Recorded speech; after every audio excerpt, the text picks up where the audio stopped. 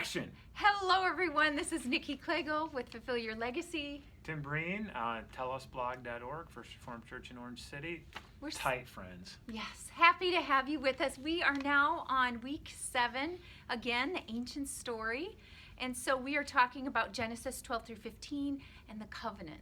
So let's go ahead, have you explain it a bit, and then we'll get into a question or two. So we cannot understand the Old Testament without understanding the concept of covenant. It is such an important theme. It recurs over and over and over again. And I'll come back to that in just a minute. But we need to just for a second appreciate the importance of Abraham as an individual. Called Abram early in his life, Abraham later. God has a wonderful, special, particular relationship with Abraham and his family. After the Tower of Babel situation we talked about last time, the people of God spread out over all the earth, and just some kind of unknown span of time takes place. The Bible gives us years that are kind of symbolic, and then eventually God approaches this family. His father's name was Terah, and he says, I want you and your family to do something special. So they leave and they go up to the city of Haran first, and then God calls Abraham again from Haran and says, go to Canaan. Actually, he doesn't even say that. He just says, go, and to the land I will show you. It turns out to be Canaan. And Abraham goes with his family, and God begins the work of forming the special family for himself out of Abraham and his family. Now, that centers on or rests on several covenants, as we've talked about. Covenant, really, in its simplest terms, means a special action that defines the relationship. And in particular, it defines the future of a relationship. Going back to our talk on the Trinity, we recognize God is a relational God, and God lives in these dynamic, beautiful kind of partnerships and loving relationships with people. And what a covenant does is it specifies what's important in that relationship and what's going to happen in the future as a result or an implication of the love that exists in that relationship. Now, the Bible has covenants with Abram, covenants with Moses and the people of God, covenants with David. Jeremiah later talks about a covenant.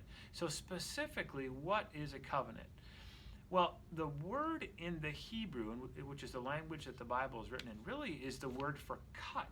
So to make a covenant means you cut something, like scissors cutting. And in many cases, they would cut animals.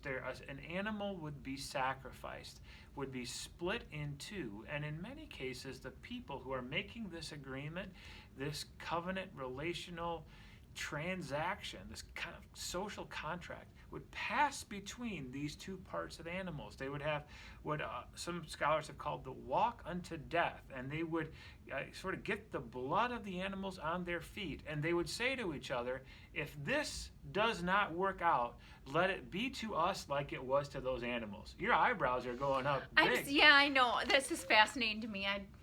Keep going. It's kind of freaky, but it's real. It's really different from what we have today. When we sit down and we sign a piece of paper with a pen, or we do a handshake agreement, they would sacrifice an animal and say, these are the stakes. Maybe the closest thing we have is when two little boys would prick their fingers and be blood brothers. It's kind of like they were bound by the blood. In this case, in covenants, they were bound by the blood of these animals. Now, for people reading the Bible, there are a couple of things to recognize, and that is that not all covenants are exactly the same. There are covenants that exist between basically two equal partners, two friends who go into business together. There are covenants that exist between a powerful person and a group of people, like a king with a nation. And then there's also covenants in the Bible that are like unilateral. And God says, I'm going to do this because of my relationship with you, and it's not dependent on any action of you or on your part to reciprocate. This is going to be entirely me. It's a unilateral kind of covenant. So we have these situations where there's agreements where both parties have to keep up their end of the bargain, or one end is more really intense and the other is more general. And we also have these unilateral covenants. And what's hard for people who read the Bible is to figure out which is which. how do we know which covenant it is? And that's an important question, and Christians have wrestled with that for a long time. What is salvation? Is salvation something God does, or is it a transaction on the part of a king and the people? And different denominations actually come to different answers on that. I'm on the side that believes salvation is God's work, and that we are solely resting in His end of the bargain. So covenant is an important word. It recurs over and over in the Old Testament, and it has to do with agreements binding together important relationships. Okay, so I just learned a ton there. I hope you guys all did too.